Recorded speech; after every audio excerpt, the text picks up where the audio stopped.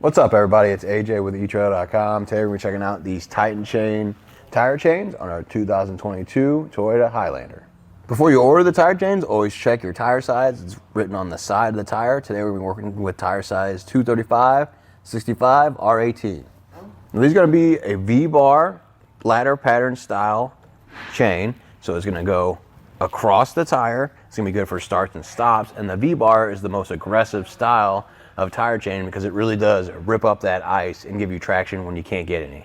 Something I like about these is the cam design, so you can turn that and get it really tight on the tire so you don't have to use the rubber tensioners on the outside or have an extra part. Now it does come with a tool that you'll have to keep track of with the chains, but it's just one thing to go with the chains to get them that extra tight so you don't have to worry about it when you're going down the road. These chains come in a quantity of 2 and its own carrying bag. You can see it already is a little ripped up, so I would get a plastic tote to store these in, especially with a V-bar design. That's going to bite into the bag and rip it pretty easily. So if you go in those totes, you're going to keep it all contained and in the trunk of your vehicle. You have to go looking for them or have them sprawl out and take up all that space. When it comes to installing them, it's not so bad. I recommend having some gloves and trying this in your garage a few times before you have to actually do it in the snow. But otherwise, see how I did it. First thing we want to do is lay out our tire chains, make sure there's no twists or breaks in them. They look pretty good right here. We've got that V-bar side facing up, and I'm going to grab it by the center and just drape it over the tire. So you want that flat part against the tire. You don't want to put the V-bars into the tire. Another good thing to look at is these here. We want the teeth on the outside and the flat portion of this chain against the tire. You want the cams towards the outside as well. Grabbing the chain, I'm going to lift it up and set it on the tire like we talked about. Want to be careful not to hit the center of our wheel. Just kind of push them over. And let them rest there as you drape over the rest of the tire.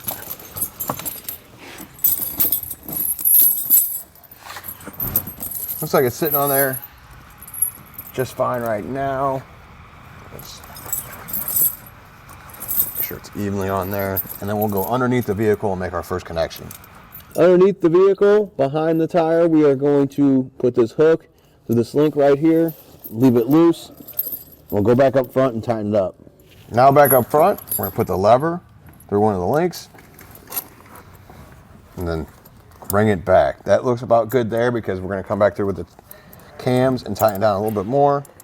So just push the lever in its indentation. We're going to put the link, slide it in there. It catches and holds there. Now I'm going to find the tool and we'll go to the cams. Now you see how loose it is on the tire. It's not too bad, but we can make it a little bit better. So what I'm going to do is use the tool, put it in the center, twist, and you see how it brings the chains together. See how much it took out of that? Not as much slack there. We might be able to turn one more. Let's go over here to this one and see if we can get a little bit tighter.